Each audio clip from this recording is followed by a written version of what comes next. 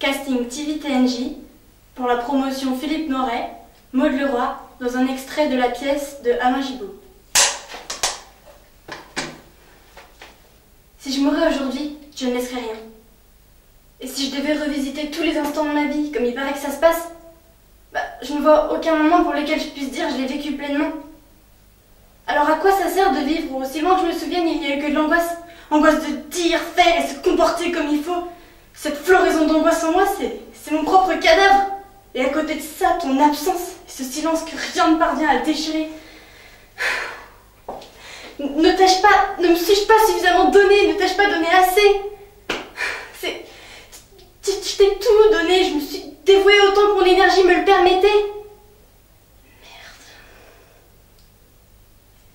Alors, ton énergie, c'est quoi? Dis-moi, car je n'ai pas compris ce que tu voulais me dire. Vas-y, exprime-toi. C'est quoi cette énergie? Mais j'ai même été jusqu'à l'oubli de ma propre personne pour ne pas m'exposer à tes reproches. Et malgré ça, j'attends toujours un signe de ta reconnaissance. Je te demande pas grand-chose. Juste un petit signe qui me permettrait d'être heureuse, d'avoir choisi cette vie, d'avoir choisi de te suivre tout au long de ma vie. Mais tu restes sourd à mes pleurs, c'est comme si je n'existais pas, comme si tu ne me voyais pas, alors que nous vivons tous les deux dans cette demeure, et ce depuis le jour de notre union. Cet anneau qui enserre mon doigt, qui prouve à quel point j'ai voulu lier mon existence à la tienne, il représente rien pour toi? Jamais, jamais je ne t'ai trahi.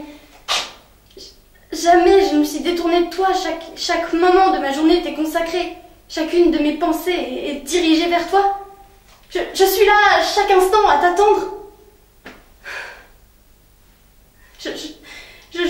Tous les soirs, j'attends que tu rentres et... Mon époux, mon tendre époux, tu vois, je t'appelle mon tendre époux parce que je ne veux te voir que sous le signe de la tendresse. Mais sache que je ne renoncerai pas. Non, je ne renoncerai pas. J'irai jusqu'au bout parce que cette voie m'apparaissait et elle m'apparaît toujours comme la seule voie pour moi pour être heureuse. Et même, je ne renoncerai pas, même si je dois subir cette souffrance quand tu crées un vide en moi qui me donne le vertige.